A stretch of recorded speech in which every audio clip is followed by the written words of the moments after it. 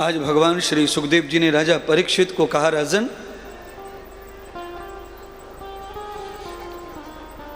भगवान श्री कृष्ण गोकुल में लीला करते करते अनेक राक्षसों का वध किया। उन्होंने पूतना को मारा, संकटासुर को मारा, तृणाव्रत को मारा और फिर कालिया को विष मुक्त किया। धेनुकासुर को ब्रह्मलोक में दान किया। इतने सारे राक्षस ब्रज में भगवान ने मारे। और सुनिए, जिस धरती पर राक्षस पहले से ही मौजूद थे वो ब्रज ही है, और इसीलिए भगवान यहां आए अवतार लेकर। जहां पहले से जो चीज मौजूद रहती है वहां से वो पूर्णतः कभी नष्ट नहीं होती है। आज भी ब्रज में राक्षसों की कमी नहीं है, बहुत राक्षस ब्रज में है। साधु को ना छोड़े, आचार्य को ना छोड़े, गुरु को ना छोड़े, भक्तों को ना छोड़े, सबको मूंढ लें, सबको काट लें। आज भी ऐसी परंपरा है यहाँ पर। अगर ऐसी कुछ परंपरा है तो गिनती की परंपरा है। 4, 6, 10, 20 लोग ऐसे खराब लोग हैं। जैसे भगवान कृष्ण के समय में भी 10-5 लोग ही राक्षस ऐसे थे जिन्होंने इस तरह मौत का मुंह देखा, पर ज्यादातर तो भगवान के परम भक्त ही लोग थे ब्रज में। इसीलिए ब्रज की महिमा भक्ति के रूप में ही जानी जाती है। अत्यधिक संख्या जो है ब्रजवासियों की, जिनमें भगवान रोम रोम में बसे हुए हैं।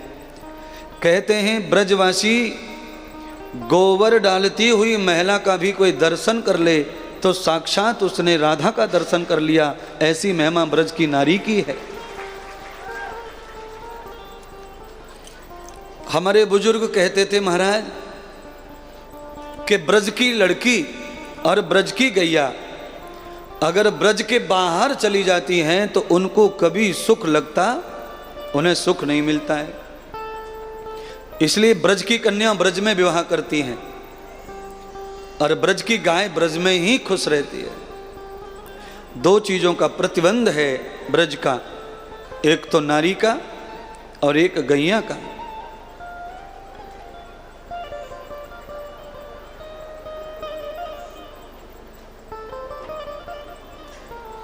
एक और कहूंगा, ब्रज में आप परिक्रमा में जाएं, वृंदावन जाएं, अगर वृंदावन में कहीं भी झाड़ू लगाने वाला या लगाने वाली आपको दिखे तो आप जरूर उसे प्रणाम करो और हो सके थोड़ी बहुत दक्षिणा करो। वो साक्षात भगवत स्वरूप मानते हैं वृंदावन ब्रज में।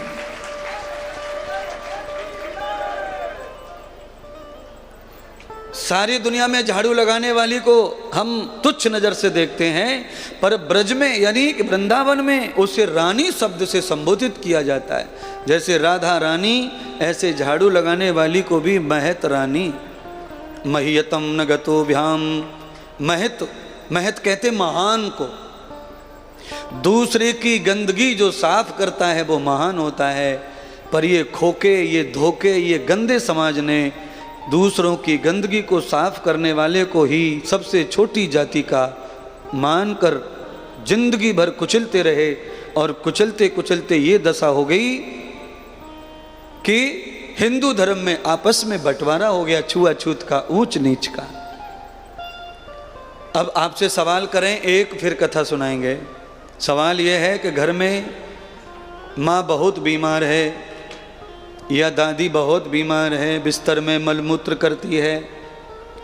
अगर बिस्तर में मलमूत्र करने वाली माँ की सेवा 2 बच्चों में से एक बच्चा करता है, एक नहीं करता है, तो आप मुझे ये बताओ कि जो बच्चा सेवा करता है वही अच्छा है कि जो नहीं करता है वो अच्छा है?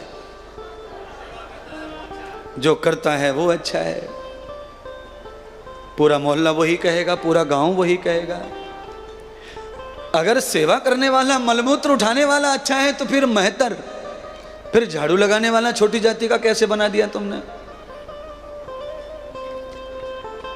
अभी तो टॉयलेट है, बाथरूम है सबके घर में, पर 30 साल पहले तो नहीं थे। है सबके छोटे छोटे बच्चे जो है घर में ऐसे ही आंगन में ही करते थे मलमूत्र। मम्मियाँ राख डालती थी, समेटती थी और दरवाजे पे जाके फेंक देती थी। महतरानी आती थी, टोकनी में भर के ले जाती थी।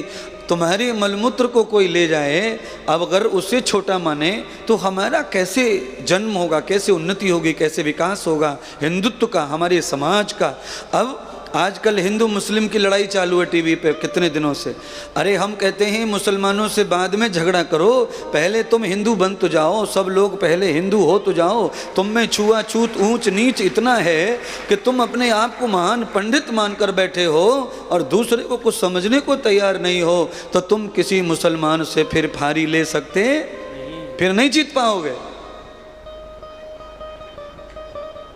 आपने किसी को थप्पड़ मारा और उसने पकड़ लिया तो वो उंगलियां तोड़ देगा आपकी, क्योंकि उंगलियां अलग अलग हैं, इसीलिए वो टूट देगा, मरोड़ देगा।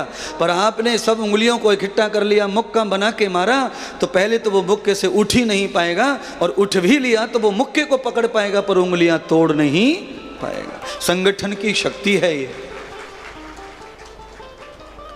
किसी संस्कृति से लड़ने से बेहतर ये है कि पहले अपनी संस्कृति को बलवान बनाओ, खुद को बलवान बनाओ।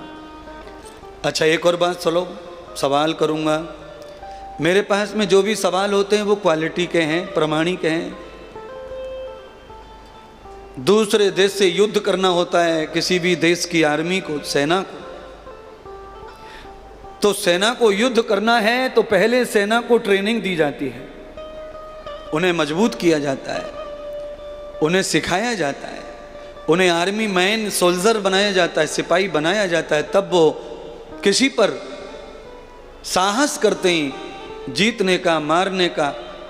जिस प्रकार से सेना किसी को जीतने का साहस ट्रेनिंग पाकर संगठित होकर सीख कर करती है, वैसे ही जब तक हम हिंदू अपनी सेना को सिखाएंगे नहीं अपनी संस्कृति, तब तक हम किसी भी संस्कृति को जीत सकते नहीं। लड़ते रहो, केवल लड़ते रहो, राजनीति करते रहो, नेताओं का भला करते रहो और खुद कटते रहो और मरते रहो।